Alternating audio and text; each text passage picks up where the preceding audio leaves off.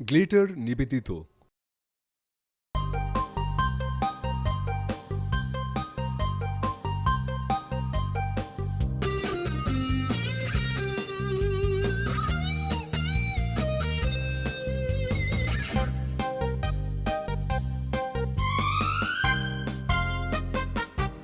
সবাইকে আমন্ত্রণ জানাচ্ছি গ্লিটার রান্নাঘর অনুষ্ঠানে। প্রতি পর্বে আমি রাফিয়া আহমেদ আপনাদেরকে রান্না করে দেখাবো আপনাদেরই পছন্দের কোনো ডিশ।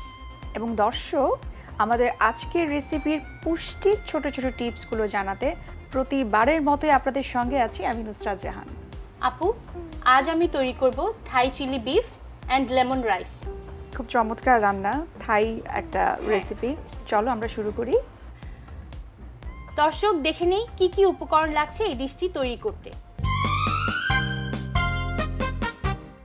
তেল পরিমাণ মতো, রসুন কুচি 1 টেবিল চামচ, গরুর মাংস 1 কাপ, ফিশ সস 1 টেবিল চামচ, সয়া সস 1 টেবিল চামচ, পানি পরিমাণ মতো, পোলাও চাল 1 কাপ, লবণ পরিমাণ মতো, পেঁয়াজ 4টি, পেঁয়াজ কলি পরিমাণ মতো, ধনিয়া পাতা পরিমাণ মতো, কাঁচামরিচ ফালি 4-5টি, গোলমরিচ গুঁড়া আধা চা চামচ, লেবুর রস 3 টেবিল চামচ, চিনি পরিমাণ মতো, ঘি 1 চা চামচ, লেমন রাইম পরিমাণ মতো।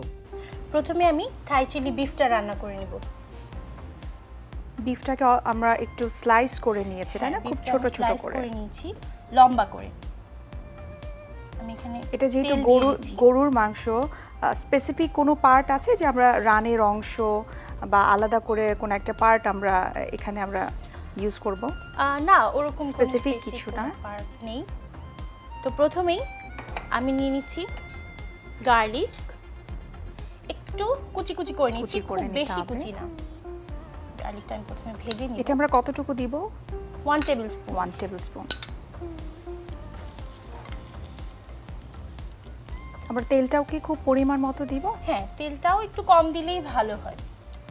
রসুনটা একটু ব্রাউন হলে তারপরে আমরা একে একে সব জিনিসগুলো দিয়ে দেব। এখানে আমরা বাটা কোনো মশলা ইউজ করছি না, তাই না? বাটা কোনো মশলা ইউজ সব করছি না। কাঁচা থাকছে, স্লাইস করা। আপনি দেখতেই পাচ্ছ একটু একটু ব্রাউন হয়ে এসেছে। তো আমি প্রথমেই বিফ পাতলা লম্বা করে কেটে নিয়েছি, দেখতেই পাচ্ছ। অনেকটা এটা দিয়ে স্টিক, দিচ্ছি। হ্যাঁ, ফ্রেঞ্চ ফ্রাইয়ের স্টিকের মতো অনেকটা স্টিক হবে। এটা আমরা কতটুকু দিচ্ছি বিফটা? 1 কাপ পরিমাণ। 1 কাপ পরিমাণ। চমৎকার এই গার্নিশ পর্যায়ে চুলার হচ্ছে। আঁচটা একটু কমিয়ে দিব আমি। খুব অল্প নামানোর আছে আগে করতে আবার হবে। বাড়িয়ে দিব। খুব অল্প আছে। এখন একে একে সস দিয়ে দিব। অনেক ধরনের সস ইউজ করবো, তাই তো? প্রথমেই fish sauce fish 1 tablespoon. এটা কিন্তু খুব অন্যরকম যে বিফের মধ্যে আমরা ফিশ Fish sauce সসটা use ইউজ করছি। করছি। থাই ডিশে কিন্তু এরকম ফিশ সস মিক্স একটা কম্বিনেশন মিক্স হয়। একটা কম্বিনেশন হয়। Soya sauce 1 tablespoon. কম আঁচে যখন দিয়ে দিব মাংসটা কিন্তু এখন পানি ছেড়ে দিবে। তো এটা এখন ঢেকে দিব, কম আঁচে একটু সেদ্ধ হবে। এটা আমরা কতক্ষণ বয়েল করব? 5 মিনিটের জন্য 5 ঢেকে মিনিট। দিব। মাংসটা ঢেকে দিয়েছি। আপু দেখি চলো আমরা মাংস দেখে নিই এটা কতটুকু হলো। সেদ্ধ হয়ে গেছে। দেখো আপু, বয়েল হচ্ছে কিন্তু একটু একটু। এটা কিন্তু পানি ছেড়ে দিয়েছে, হ্যাঁ, তাই না? পানি ছেড়ে দিয়েছে। তো এই পাশে দিয়ে দিচ্ছি। আমি এতে আর একটু পানি অ্যাড করে দিব। অনেক সময় পানি অ্যাড করার প্রয়োজন হয় না, কারণ আমরা যেহেতু আমরা সয়া সস, না, ফিশ যে সস পার্টের মাংসটা আমরা নিচ্ছি এটা আচ্ছা। কিন্তু ডিপেন্ড করে। যখন টেন্ডার লয়েনের মাংসটা আমরা নেই, এটা খুব সফট হয়, তো খুব একটা পানি অ্যাড করার প্রয়োজন দরকার হয় হয় না। না।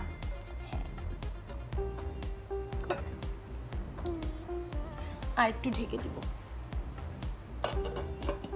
আর এই পাশটাতে আমি আমার লেমন রাইস করে নেব। চলো। তো এখানে আমি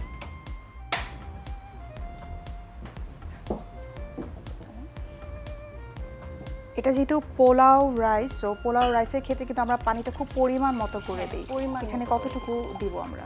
রাইস যতটুকু তার ঠিক তার দ্বিগুণ দ্বিগুণ হবে পরিমাণ পানি। পানি হবে। অনেক সময় দেখা যায় চালটাকে যদি একটু ভিজিয়ে রাখা হয় সেটা কিন্তু খুব সফট হ্যাঁ, থাকে। আমি কিন্তু এটাকে ভিজিয়েই রেখেছি।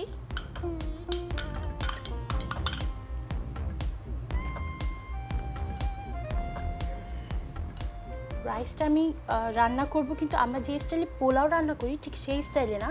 আচ্ছা। এতে আমি ঘি ইউজ করব, কিন্তু খুব কম পরিমাণে, বাট ফ্লেভারটা খুবই ভালো আসবে। আচ্ছা, আমরা কি এখানে কিছু লবণ অ্যাড করব? হ্যাঁ, অবশ্যই অবশ্যই একটু লবণ অ্যাড করব আমরা।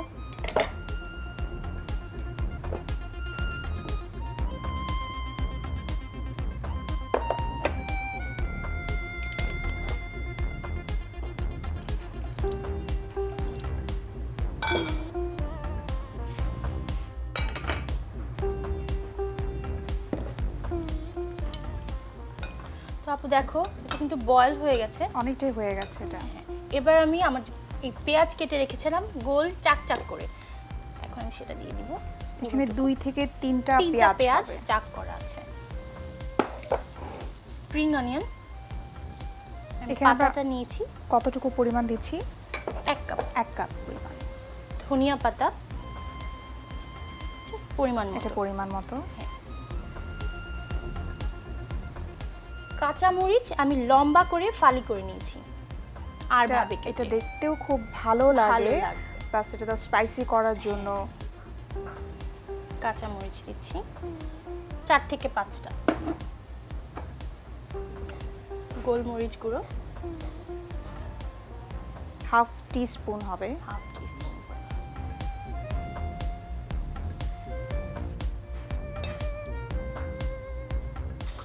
আমাদের এই পেঁয়াজটা একটু কাঁচা থাকবে, তাই তো? একটু কাঁচা কাঁচা থাকবে। আপনি দেখো পানিটা কিন্তু একেবারে শুকিয়ে এসেছে। অনেকটাই শুকিয়ে গেছে। হ্যাঁ, খুব বেশি আছে এটা করতে হবে শেষের দিকে। শেষের দিকে নামানোর আগে আমি চুলাটা বন্ধ করে নিচ্ছি। এরপরে আমি লেবুর রসটা দিয়ে দেবো। 1 টেবিল স্পুন পরিমাণ লেবুর রস, আর ব্যালেন্সের জন্য সামান্য একটু চিনি।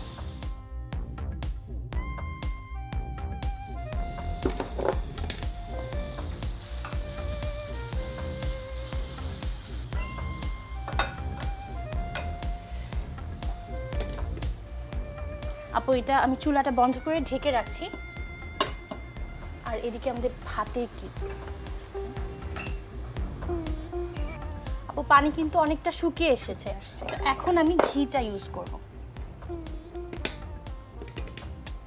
1 চা চামচ পরিমাণ ঘি। আমাদের চালটা যখন মোটামুটি হাফ হয়ে ডান হয়ে আসবে। যাবে শেষের দিকে আমরা ঘিটা দিব একটু স্মেলের জন্য। লেবুর রস এটা আমরা কতটুকু দিচ্ছি? 2 টেবিল স্পুন, যেহেতু লেমন রাইস। আচ্ছা,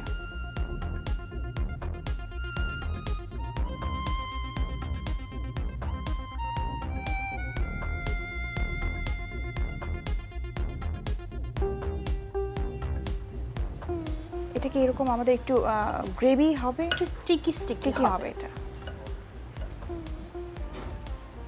লেমন রাইন্ড, এটাও কিন্তু খুব সুন্দর একটা ফ্লেভার আচ্ছা। চলে আসবে এতে। জাস্ট গ্রিন পার্টটা আমরা গ্রিন দিব। পার্টটা, নট হোয়াইট পার্ট। আমি ঢেকে দিচ্ছি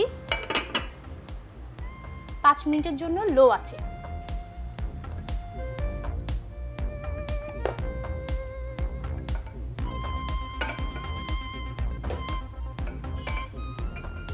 আপু তুমি কি কোনো ঘ্রাণ পাচ্ছো?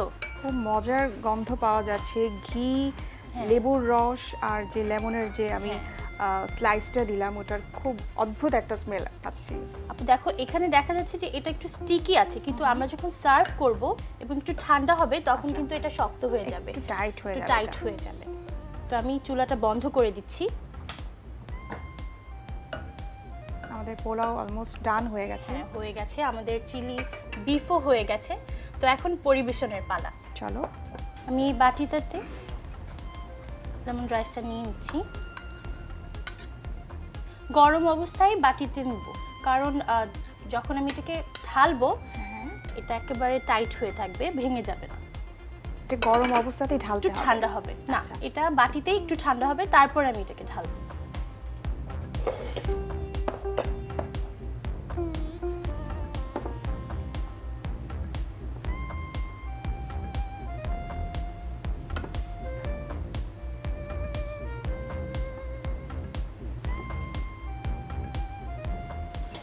সাবধানে দিতে হবে।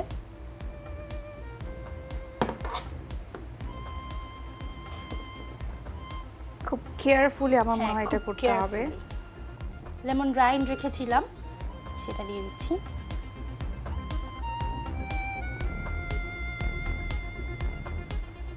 একটু ধনিয়া পাতা। এটা আমরা পরিবেশনের জন্য বা পরিবেশনের দেখার জন্য যাতে ভালো লাগে।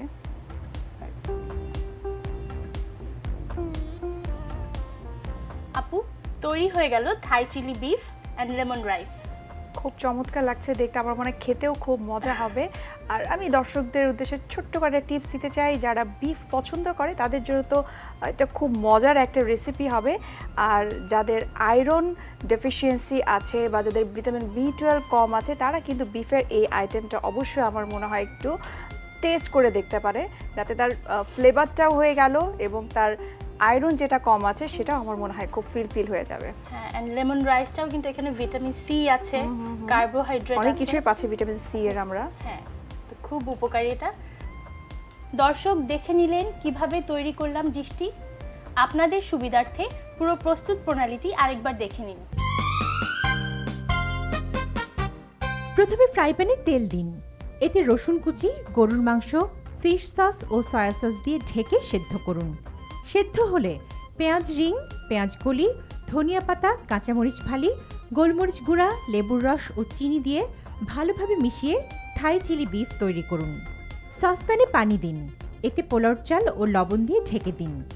পানি শুকিয়ে আসলে ঘি, লেবুর রস ও লেমন রাইন দিয়ে 5 মিনিট ঢেকে নামিয়ে মাংসের সাথে পরিবেশন করুন মজাদার Thai chili beef and lemon rice.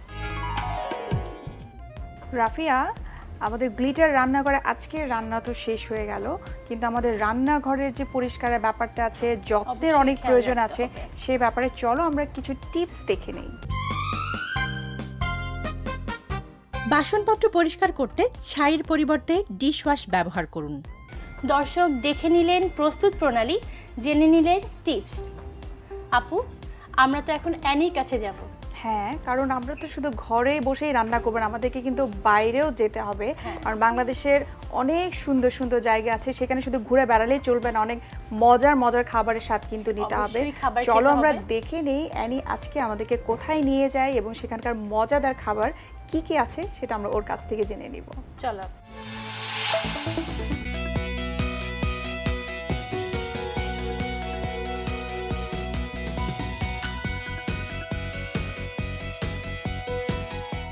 Nusrat এবং রাফিয়া, তোমাদেরকে অনেক ধন্যবাদ। দর্শক, আমি চলে এসেছি নীলাচল পাহাড়ে।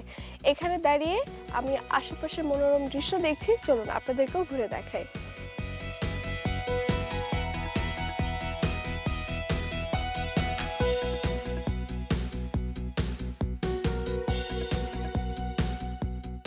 দর্শক, আমি চলে এসেছি রোয়াদু রং ভিউ পয়েন্ট, নীলাচলের একটা পয়েন্ট এটা। চলুন আপনাদেরকে ঘুরে দেখাই।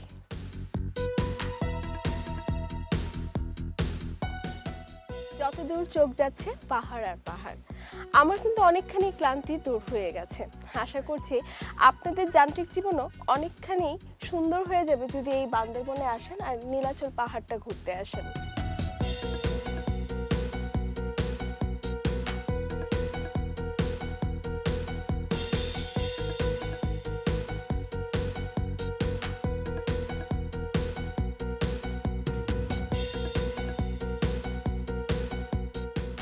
দর্শক, আমি এখন নীলাচলে যে পয়েন্টে দাঁড়িয়ে আছি, এখান থেকে আপনারা চিম্বুক পাহাড়ের দৃশ্য উপভোগ করতে পারবেন।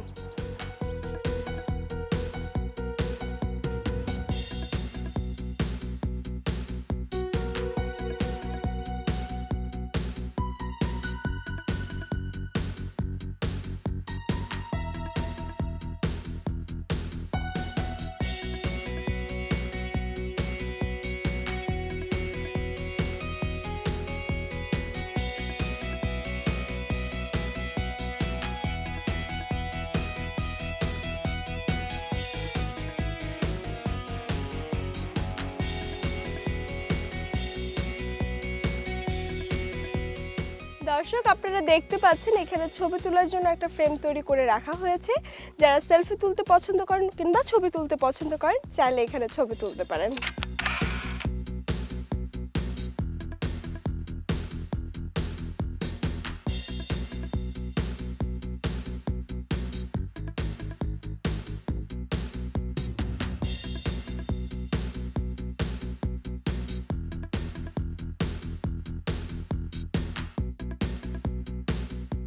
দর্শক, নীলাচল পাহাড়ে হাঁটলাম এতক্ষণ, এখন একটু ক্লান্ত লাগছে।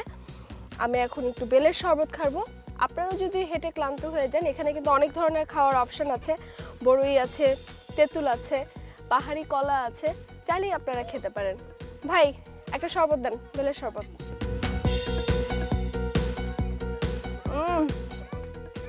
পাহাড়ি অঞ্চলে হেঁটে ঠিক এখানকার পাহাড়ি বেলের শরবত, পুরোপুরি অন্যরকম লাগছে আমার কাছে।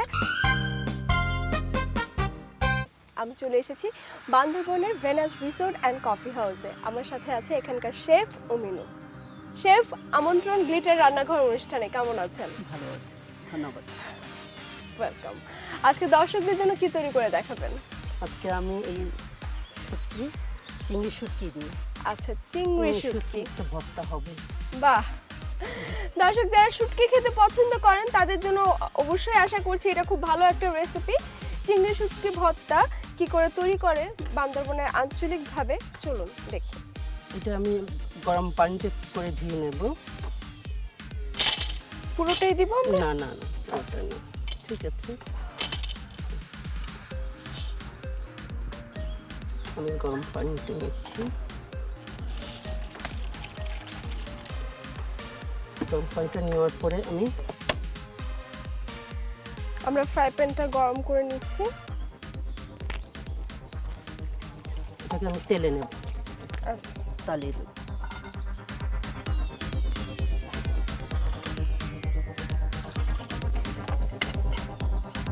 একটু লাল লাল হবে, ফ্লেভার যখন আসবে তখন নামিয়ে ফেলবো আমি। দর্শক ভালো করে টেলে নেওয়া হচ্ছে চিংড়ি শুটকিগুলাকে।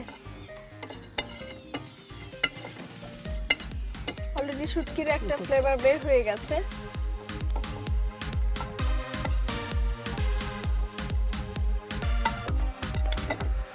হয়ে গেল, আমার ভাজাটা হয়ে গেল। এখন আমরা কি করব? এখন আমরা এই মরিচটা আছে তালানো আগে থেকে। দর্শক, আগে থেকেই আমরা মরিচ তেলে রেখেছিলাম। এবার এটা মাখাবো আমি। একটু নেব, পেঁয়াজ নেব। মাখানোর জন্য সামান্য পরিমাণ পেঁয়াজ নিচ্ছি। এক টেবিল চামচ হবে না? হ্যাঁ, 1 টেবিল চামচ হবে। তো হালকা লবণ নেব আমি, পরিমাণ মতন। পরিমাণ মতো লবণ। এরপর আমি একটু হাতে মাখাবো। ভর্তা এমনই একটা জিনিস, আমার মনে হয় হাত দিয়ে চটকে করলেই সেটা স্বাদটা আরো অনেক স্বাদটা বেশি বেড়ে যায়। এরপর আমি এটাকে নেব, শুটকিটাকে।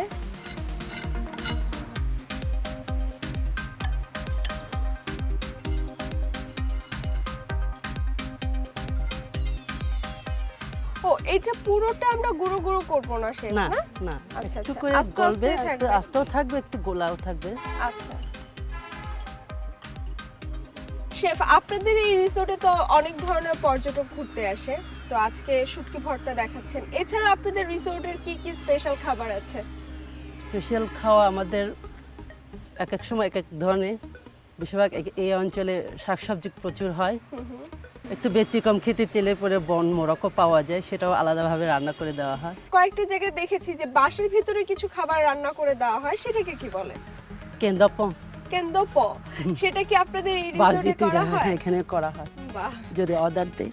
যেহেতু শুটকির ঘ্রাণটা অনেক জোরালো ভাবে বের হচ্ছে এবং দর্শক খুব ইয়ামি লাগছে। এটা ভাতের সাথে খেতে আপনারা সবাই পছন্দ করবেন।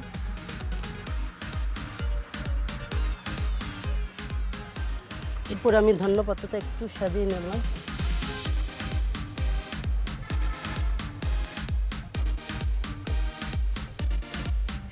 থ্যাংক ইউ শেফ আপনাকে চমৎকার এই শুটকি ভর্তার জন্য।